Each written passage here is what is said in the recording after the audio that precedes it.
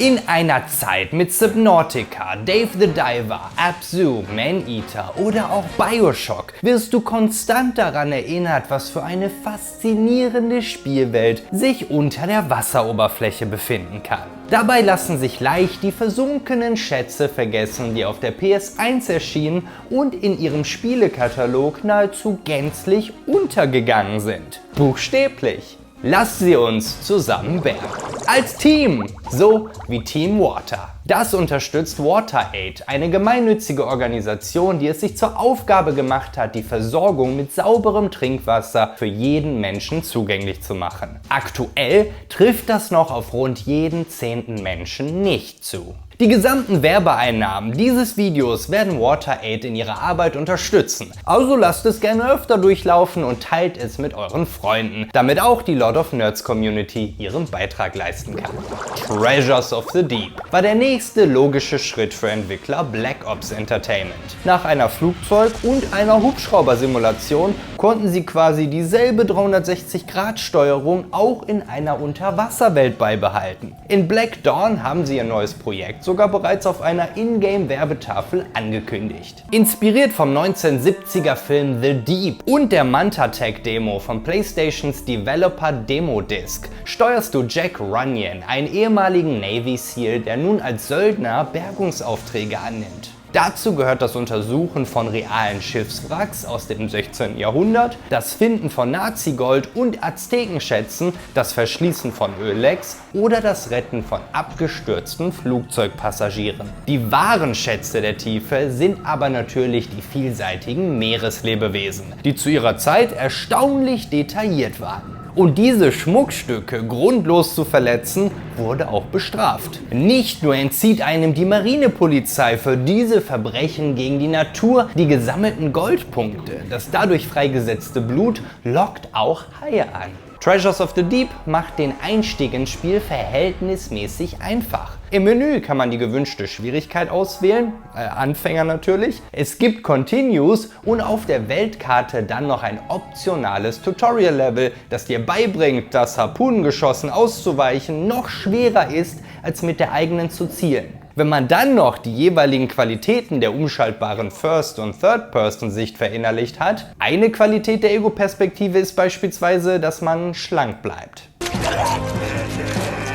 Kann man nach Puerto Rico reisen, um ein Kreuz aus der versunkenen Concepción zu bergen, einer spanischen Galeone, die 1579 von niemand Geringerem als Sir Francis Drake geentert wurde. It's Drake.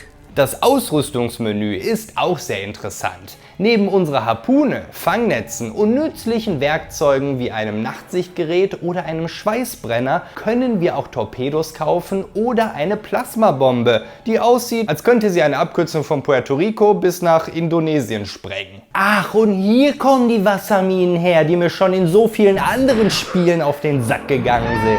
Auch auf die zig verschiedenen U-Boote in Wunschfarben kann man sich freuen, wenn man denn irgendwann das Geld dafür zusammen haben sollte. Für das ganze Spielzeug zog man Inspiration von James Bond, was im Anschluss an die Entwicklung auch zu 2 Wunschprojekten des Studios führte. Im ersten richtigen Level lernt man aber diverse Wege, um Gold zu scheffeln. Das kann man nämlich nicht nur in Schatztruhen aufsammeln oder als schwebende Münzen, die größer sind als dein Schädel, man kann auch Tiere fangen oder Hummerhäuser zur Oberfläche aufsteigen lassen, für eine kleine Finanzspritze. Je nach Level sind auch gewisse Tiere besonders gefragt. Mehr Gold gibt es für das Fangen der grünen Meeresschildkröte.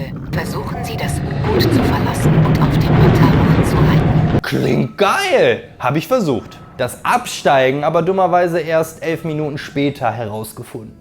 Nach dem souveränen Sprengen einer Armada von Piraten-U-Booten und dem noch souveräneren Ausschalten einer blutrünstigen Riesenmoräne, die scheinbar nur ein aufgeblasener Ballon war, finde ich das verschollene Rubinkreuz des Vatikans wieder und werde jetzt zweifelsohne vom Pöppes heilig gesprochen, dessen Klingelbeutel ja bekanntermaßen Ebbe anzeigt. Besonders stolz war das Team auf die implementierten 16 Stufen von Entfernungsnebel, die das Näherkommen von Objekten und Kreaturen flüssiger gestaltet. Ebenso auf das authentische Lichtspiel im Tiefwasser. Sinken Haie oder Taucher tiefer hinab, wird dunkleres Licht auf ihnen kalkuliert, während sie beim Hochschwimmen heller erscheinen und von oben angestrahlt werden. Trotz dem grafischen Schwerpunkt lag das Hauptaugenmerk in der Entwicklung aber trotzdem auf dem Gameplay, das untermauert wurde von der gründlichen Recherche der Entwickler. Ohne letztere wäre den Spielern das Unterwasser-Sturmgewehr verwehrt geblieben, das echte Navy Seals benutzen. Was ihnen allerdings verwehrt blieb, war der geplante Multiplayer, den man damals auf der offiziellen Website angekündigt hatte. Und der bereits begonnene Nachfolger, der auch das Auftauchen und Missionen an Land hätte ermöglichen sollen. Und damit wir auch was von der Welt sehen, geht's als nächstes an den Pfennigabsatz Italiens. Boah, ist das schön hier in Europa! Ganz anders als drüben in Amerika. Die perfekte Kulisse, um mit einer Zeitbombe im Gepäck nach Nazi-Gold zu suchen. Und woher zum Geier kenne ich den Erzähler? Während der Besetzung sollte Gold in letzter Minute von Italien in ein Versteck nach Nordafrika geflogen werden. Ich könnte schwören, der hat mir schon in einem anderen Spiel die Missionsziele vorgelesen. Ist auf jeden Fall mein Lieblingslevel. Allein schon wegen der netten Begrüßung. Kaum, dass man seinen Taucher kontrollieren kann. Nein, tatsächlich ist das zweite Level eher anstrengend, weil die Zeitbombe aus Gründen bereits aktiviert wurde und wir unter Zeitdruck ihren Bestimmungsort finden müssen. Zum Glück bedient sich der Sprengstoff modernster Technologie und verlängert seinen Timer, wenn man gegen mittelalterliche Sanduhren schwimmt, die am Meeresgrund herumtreiben. Treiben ist dieses Mal auch ein äußerst passender Begriff, denn das Mittelmeer birgt scheinbar heftige Strömungen, die einen einfach mitreißen und dabei dezent jegliche Orientierung zunichte machen. Genauso wie dein Frühstück. Als dann auch noch das Glas an meiner Taucherbrille zerspringt, ist aber eh vorbei. So kann ich mich aber wenigstens an dem Hai rächen. Hallo auch an dich, Großmaul. Nett, dich zu treffen. Ich stelle also fest, dass auch Treasures of the Deep dem bewährten PS1-Prinzip folgt, das man schon in Silent Hill oder Resident Evil lernen durfte. Und der sicherste Weg zum Ziel ist, einfach an allen Gegnern vorbeizueilen. Wir sprengen mit der Zeitbombe also den runden Felsen, der uns vermeintlich den Weg versperrt, obwohl wir ja einfach an ihm vorbeischwimmen könnten, weil ist ja Wasser. Oder noch besser, wenn wir ohnehin schon wussten, dass das Flugzeug hinter dem Felsen steckte, warum sind wir dann nicht einfach genau darüber abgetaucht? Nachdem ich nochmal los musste, um von Gegnern Netze zu farmen, konnte ich auch mit buchstäblich keiner verbliebenen Lebensenergie Adolfs Gold bergen und dann auch noch einen Riesenoktopus samt Hai wegtorpedieren, um den goldenen Bilderrahmen für mein Trophäenzimmer einzutüten. Das würde ich aber nie wieder betreten, weil ich auf der Suche nach Montezumas Schädelbank in einer alten Aztekengrabstätte auch zur Ruhe gelegt wurde. Auch wenn von Ruhe hier keine Rede sein kann. Achtung, starke Strömung. Erdbeben. Achtung. Erdbeben. Achtung. Achtung. Fast zur selben Zeit erschien aber noch ein anderes Unterwasserspiel, das sich passenderweise genau auf den Multiplayer-Modus konzentrierte, der bei Treasures of the Deep vom Tisch gefallen war. Critical Depth wird bis heute gerne als Twisted Metal, aber unter Wasser bezeichnet. Wenig verwunderlich, da mit Singletrack dieselben Entwickler dahinter stecken. Der Tiefseeforscher Douglas McCragen entdeckt 5 mysteriöse außerirdische Pods und verschwindet noch während seiner Entdeckung spurlos. McCragen! McCragen!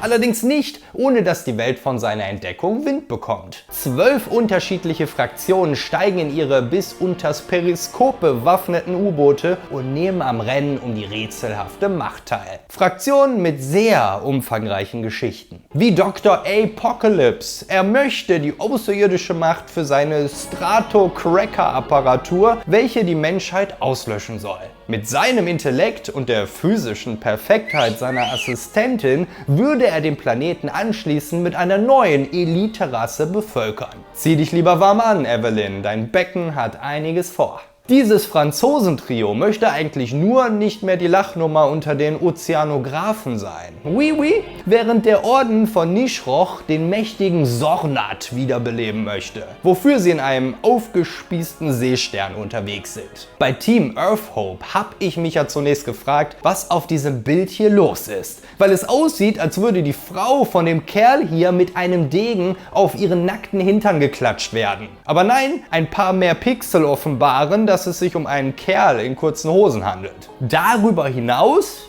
bin ich aber auch nicht schlauer geworden. Das sind jedenfalls die Naturschützer, die die Pods in ihrem natürlichen Lebensraum belassen wollen. In perfektem Piratenenglisch stellt sich Captain Cutlass vor, der alte Seehund, dessen Foto scheinbar in irgendeinem harmonischen Vorort aufgenommen wurde, wo er sein liebstes Kostüm übergeworfen hat, während Soccer Mom die süßen kleinen Piraten von der Schule abholt. In der Mordred Corporation werden Kurven groß geschrieben. Kein Wunder, dass alle Nackenprobleme zu haben scheinen. Da lob ich mir doch die Anführerin der Van Gansen Liberation Organization, die ihr Land beschützen wollen, indem die Pods entdeckt wurden. Dann gibt's noch einen zugedröhnten Taucher, der als einziger komplett auf ein U-Boot verzichtet, im Gegensatz zu Indiana Jones und seiner Freundin hier. I hate Snake Shock! I hate him! Und da es um Aliens geht, dürfen natürlich auch die Männer in Schwarz von der CIA nicht fehlen, die die Pus einfangen wollen. Warte, was? Pus? Ah, Pods. Ja, so ein paar Pixel können die Hände sauber halten. Du suchst dir also unter den ganzen Unterwasserfahrzeugen mit ihren unterschiedlichen Werten deinen Favoriten aus und wirst mit einer weiteren Wand voll Text belohnt, die deinen ausgewählten Charakter angemessen ins Abenteuer einführen. Und schon wirst du ganz unzeremoniell in die Arena entlassen. Und wie schon erwähnt, läuft es hier dann wie in Twisted Metal ab. Nur in 360 Grad. Du sammelst Waffen und Power-Ups auf und feuerst, was das Zeug hält. Den einzigen Unterschied stellen die Pods dar, die deinen Kontrahenten abgeluchst werden müssen, bis du alle 4 davon im Gepäck hast und dich durch das so geöffnete Portal ins nächste Level verabschieden kannst. Ein heilloses Durcheinander, bei dem man gerne mal den Überblick verlieren und das schneller vorbei sein kann, als man denkt. Wenn sich einer der Computergegner mit allen Pods aus dem Staub macht und dich nach nicht einmal 2 Minuten mit einem Game Over zurücklässt. Weniger Spaß als Twisted Metal macht es aber keinesfalls. Ist mit seiner 360-Grad-Steuerung lediglich einen Tacken anspruchsvoller. Sehr cool ist, dass man verschiedene Waffen in seinem Inventar horten und per Knopfdruck beliebig durchscrollen kann. Und dass auch in Critical Depth alle Charaktere ihre individuelle Superattacke haben. Der 11 Level umfassende Story-Modus ist dabei aber keinesfalls einfacher als beispielsweise der von seinem Genre-Kollegen Vigilante 8. Da die zugekleisterten Textboxen jetzt aber nicht gerade den Aufwand wert sind, kann man sich auch einfach in den freien Death- und Battle-Modi vergnügen, sowie im Zweispieler Splitscreen. Exklusiv in Japan erschien 1998 Blue Legend of Water, entwickelt und herausgegeben von Hudson, die man mit ihrem süßen Bienchen vielleicht noch von ihrer Bomberman oder Bloody Roar-Reihe kennt. Sicherlich aber für die Mario Party-Reihe, für die sie bis Teil 8 verantwortlich waren. Die 17-jährige Maya besucht ihren Vater auf der von ihm geleiteten Meeresforschungsstation. Und sie hat Fledermausohren, weil sie den Hubschrauberpiloten auch ohne Kopfhörer versteht. Ihr Vater und sein Team hatten die Ruinen der altertümlichen Mu-Kultur entdeckt. Zur selben Zeit, als eine Stimme in Mayas Träumen sie genau dorthin ruft. Das Spiel ist untergliedert in 2 Elemente. Das erste, das du davon kennenlernst, ist das Social Sim-Element. Die Meeresstation wird von einer ganzen Reihe sehr eigener Charaktere bewohnt, denen man sich vorstellen muss, die man näher kennenlernt und die einem im Verlauf des Abenteuers helfen. So vertraut der Ingenieur der 17-jährigen Protagonistin unbekümmert eine Bombe an, um eine Unterwasserblockade freizusprengen. Mit einem großzügigen 5-Sekunden-Vorsprung zwischen Anbringen und Detonation. Zum Glück gibt es im Spiel keine Verletzung, die ein tiefer Atemzug Luft nicht wieder heilen könnte. Wenn man allerdings nicht kommunikativ genug ist, entgehen einem auch optionale Hilfestellungen, wie das Hai-Betäubungsmittel, das verdammt nützlich ist. Dieses Element ist dummerweise unfassbar nervig. Zum einen, weil die Geschichte nicht vorangetrieben werden kann, wenn man nicht mit bestimmten Charakteren in einer bestimmten Reihenfolge spricht, welche man in der Regel selber herausfinden muss. Und speziell das ist der nervige Teil, weil die die Meeresstation riesig ist und nur so vor leeren Räumen strotzt, durch die Maya durchschleicht, als hätte ein Hai sie gebissen und ihre motorischen Fähigkeiten beeinträchtigt. Oh. Zugegebenermaßen ist das Navigieren durchs Wasser, also das eigentliche Gameplay des Spiels, nicht maßgeblich spaßiger. Auch hier ist Maya ungefähr so schnell unterwegs wie ein Seestern. Außer man hämmert wie ein Berserker auf die Quadrattaste, um ihr Feuer unterm Hintern zu machen. Tennisarm incoming! Und während die Entwickler von Treasures of the Deep so stolz auf ihre 16 Stufen des Entfernungsnebels waren, dachte sich Hudson, wer mag schon Nebel? Das poppt hier einfach hin und hier poppt es wieder weg und alle haben, was sie brauchen. Bei der Soundkulisse wird auch gehörig gepoppt, falls du dich das gefragt hast. Kein Strudel? Strudel!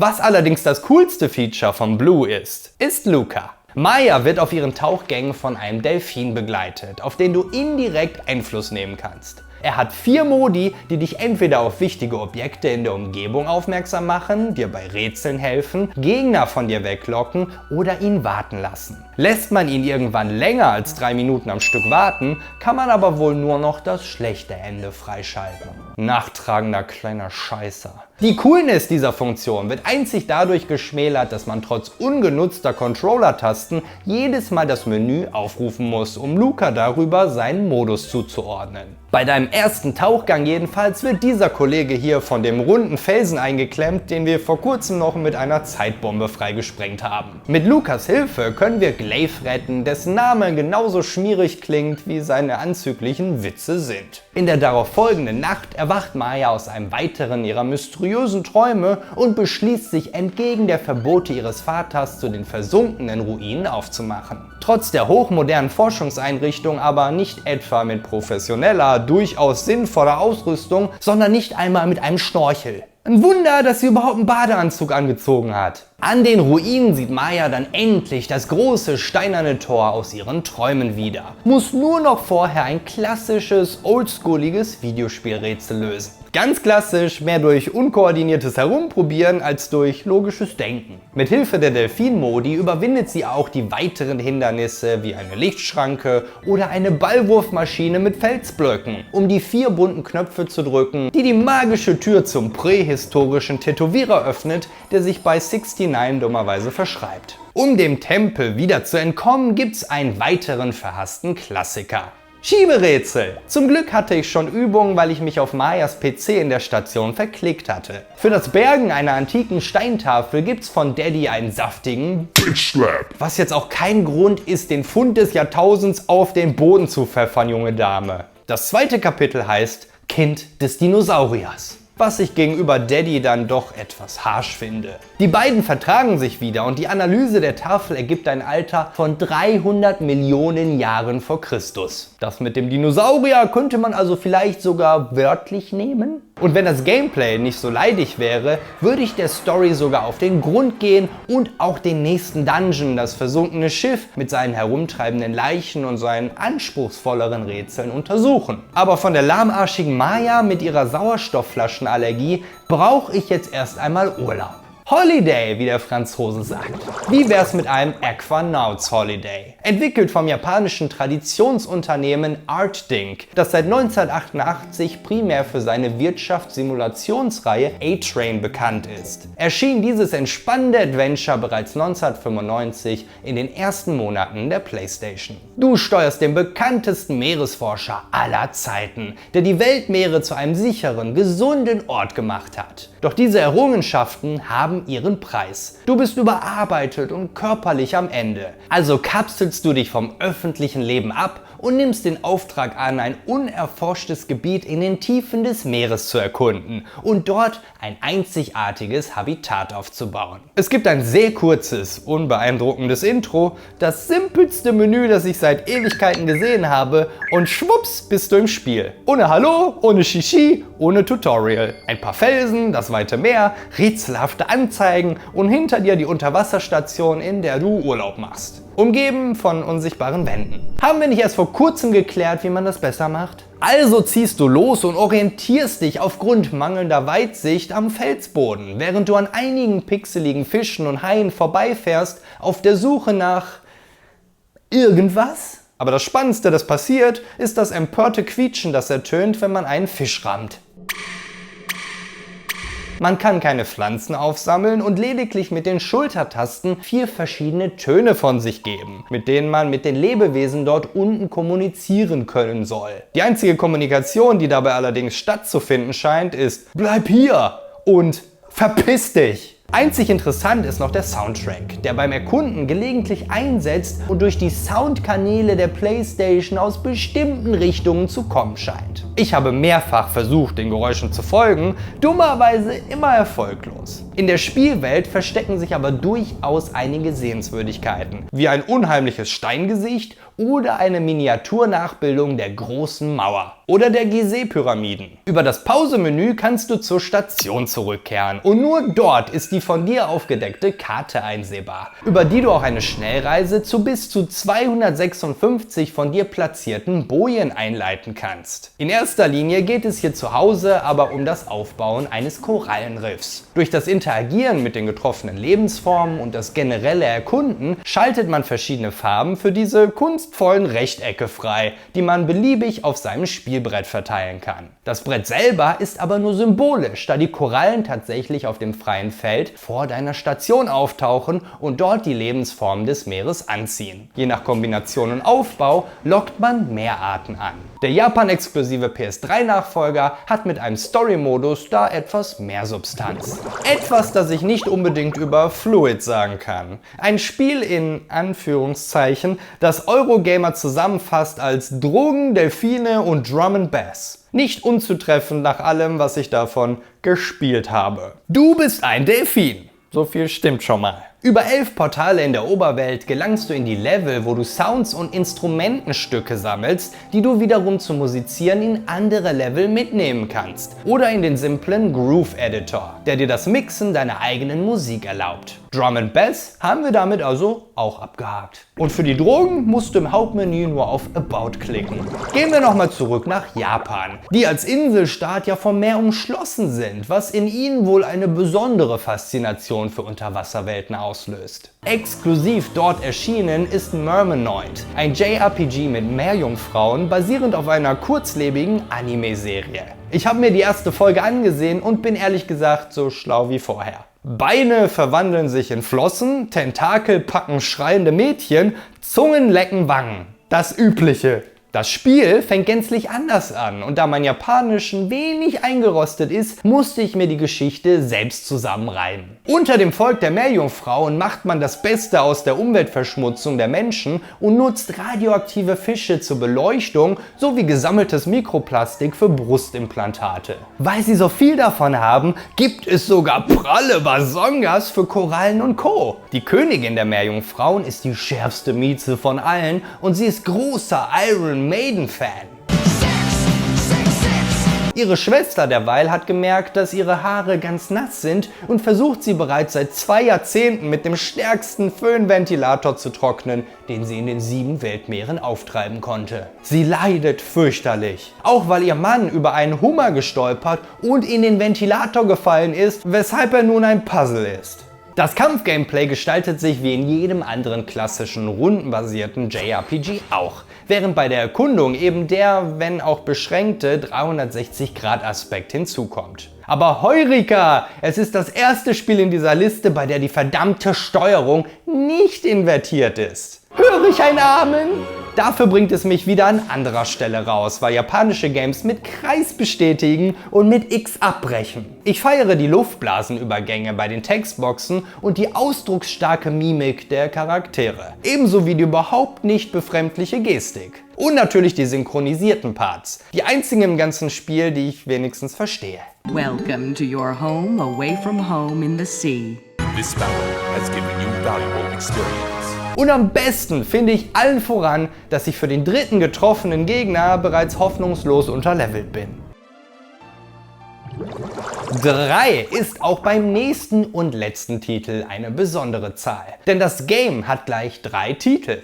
Bei uns bekannt als Diver Stream wurde es in Japan als Dolphin Stream veröffentlicht und sollte in Amerika G-Shock heißen, wäre es nicht gecancelt worden. Unerhört, wie ich finde, denn der von Konami entwickelte Titel ist mein absoluter Favorit in dieser Liste. Erzählt er doch die wahre Geschichte, wie Drake Sully getroffen hat. Noch vor dem Zweiten Weltkrieg versank das luxuriöse Transatlantik-Kreuzfahrtschiff Gigantic Matilda und alle Pläne der Bergung wurden abgebrochen. Also liegt's wieder einmal an dir, die ebenfalls gesunkenen Schätze zu finden. Deine Motivation dafür kannst du dir selbst aussuchen. Meine ist Olivia, Sullys Enkelin. Sie führt mich durch das kleine Örtchen und wir landen in Basilios Taucherladen. Wer in die alte Matilda eindringen möchte, der braucht eine entsprechende Ausrüstung. Dummerweise bist du ein wenig knapp bei Kasse. Glücklicherweise hat Basilio seine Unterwasserkamera verloren und scheinbar hat er vergessen, dass er noch andere hat, weil sein JPEG auf dem Tresen festgewachsen ist. Dein erster Tauchgang führt dich also in eine idyllische Unterwasserhöhle, voller Bretter und Steine,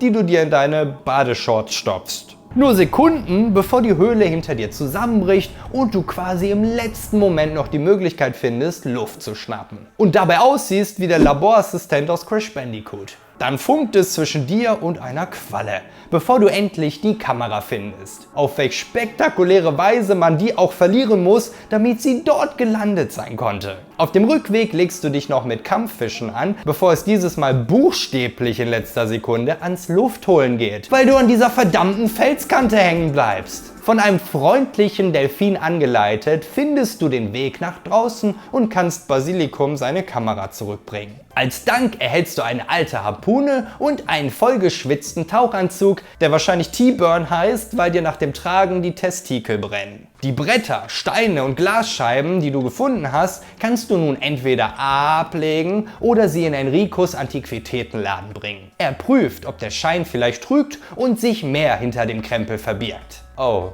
okay. Umso erfreulicher aber, wenn sich ein Stein als schwarze Perle entpuppt. Er gibt mir 440 Lupecita dafür. Insgesamt kommst du am Ende auf stolze 2100, wofür du dir bei Basilikum genau gar nichts leisten kannst. Aber Sully hat einen Plan. Ein Killerhai treibt in der Gegend sein Unwesen und ein Kopfgeld von 500.000 Lupecita ist auf ihn ausgesetzt. Das würde dicke reichen, um Basilikums gesamtes Inventar zweimal zu kaufen. Aber selbst dafür legst du dich doch nicht mit einem Killerhai an. Kein Interesse. Ich verstehe, es will wohl keiner einen Menschenfresserhai jagen. Selbst für viel Geld nicht. Was meinst du, willst du den Hai jagen? So ist es. Auf der Bootsfahrt zum Aufenthaltsort des Hais, namentlich Paradise, wo du auch hingehen wirst, wenn das Vieh dich dann zerfleischt, erzählt Sully von seiner Verbindung mit der Gigantic Matilda. Er und zwei seiner Freunde, die beim Schiffsunglück starben, waren die Wächter des Staatsschatzes des Landes A. Und nein, das ist kein Untertitelfehler, der englische Synchronsprecher spricht ebenfalls davon. A crown from country A to our royal family. Es geht eben um die Krone von Land A. Passend zum Golf von. In deinem hübschen, neuen, neonfarbenen Tauchanzug, damit der Hai dich auch bloß nicht übersieht, tauchst du also hinab in seine Höhle, wirst nach ein bisschen Abfall sammeln von der Strömung gepackt und landest genau vor seiner Schnauze. Die Harpune feuert wie ein Maschinengewehr, aber wohin du zielst, erscheint nahezu willkürlich. Daher gilt es auch in den anliegenden Höhlen nach weiteren Speeren zu suchen, aber zum Glück sind die Leute in der Gegend komisch und verlieren ihren Krempel an den abenteuerlichsten Orten. Hurra! Du hast 500.000 Lupecita bekommen! Hurra! Der Bootsmotor ist kaputt und ein neuer kostet 498.000 Lupecita. Hast du das nicht auch irgendwie kommen gesehen? Immerhin reicht's jetzt für ein paar neue Flossen, damit du nicht ganz so lahmarschig durchs Salzwasser paddeln musst. Oder durch das Wrack des vor Ufer liegenden Schiffes, in dem ein Taucher von einem umgekippten Motor eingeklemmt wurde. Ich kann dir einen Delfin zum Drücken empfehlen. Nach den freien Tiefseeerkundungen der letzten paar Spiele entpuppt sich Diverstream wieder als Dungeon Crawler oder Dungeon Diver in diesem Fall, wie die ersten paar Einträge in dieser Liste. In dem gesunkenen Schiff können wir nun sogar Türen öffnen und wie es das Videospiel-Klischee so will, sind die meisten davon abgeschlossen und benötigen zunächst einen Schlüssel. Einzig diese rostige Barrikade, die benötigt 2 Harpunengeschosse. Ich kann mich übrigens nicht entscheiden, was ich großartiger finde. Dass die Elektronik des Schiffswracks noch so tadellos funktioniert oder wie es aussieht, wenn Drake versucht, das Loch im Boden zu treffen. Du kannst den Taucher jedenfalls retten und wirst nicht nur reich mit Geld entlohnt, sondern erfährst von den Seeleuten auch die Lage der Matilda. Nur um darauf dann von Sully zu erfahren, dass er in Wirklichkeit Roberto Mayer heißt. Und dass die königlichen Kronjuwelen, du weißt schon, aus dem Königreich fest verschlossen sind. Mit einem Schloss, das 6 Schlüssel benötigt. Und 5 davon mussten sich noch auf den verschiedenen Decks der Matilda befinden. Und dort wimmelt es zwar nicht vor Killerhaien, aber vor wesentlich gefährlichen Kreaturen. Riesenhummer, die dich mit einem Schlag auslöschen können, wild gewordene Hornhechte, die dich aufspießen, Piranhas scheinbar, oder Räume, die nur darauf warten, dass du den Schlüssel aufhebst, um über dir zusammenzubrechen und dich in ihnen zu begraben. Aber am allerschlimmsten ist der mangelnde Sauerstoff und der Umstand, dass deine Lebensenergie abnimmt, wenn du schneller schwimmst. Sport ist Mord. Das ändert sich erst, wenn man im Schiff die wertvolle Schachfigur findet, auf die Enrico so scharf ist. Damit hast du dann endlich genug Geld, um dir den großen Sauerstofftank zu kaufen, und fortan sollte zumindest das Atmen unter Wasser kein Problem mehr darstellen. Jetzt kannst du in aller Ruhe bewundern, in welch unfassbar luxuriös eingerichteten Räumen die Passagiere der 2. Klasse übernachten durften. Die Unterwasserwelt auf der PlayStation 1 ist wirklich wild und überraschend vielseitig. Sie erstreckt sich über Genres wie Survival, Adventure, Simulation, Fahrzeugkampfspiele, RPGs und sogar einen Musikmixer. Sie ist beengend und bedrohlich oder auch weitläufig und ungefährlich. Sie sieht und spielt sich ähnlich und ist doch jedes Mal aufs Neue grundverschieden. Nicht jede ihrer Welten konnte mich begeistern, aber gepackt und neugierig gemacht haben sie mich alle. Denn genau wie das richtige Meer strotzen auch die Spiele darüber nur so vor Geheimnissen. Welche Erfahrung verbindest du mit dem Abtauchen in Videospielen? Dieses Video zeigt dir, wie gefährlich das digitale Wasser sein kann, wenn Entwickler dich darin nicht haben wollen. Allerdings nicht halb so gefährlich, wie wenn das Wasser fehlt. Schau gerne auf teamwater.org vorbei, wenn du zusammen mit mir etwas dagegen tun möchtest. Und vielen Dank an meine feuchtfröhlichen Kanalmitglieder, die es möglich machen, dass ich mich hier auch mit derartigen Formaten ausprobieren darf.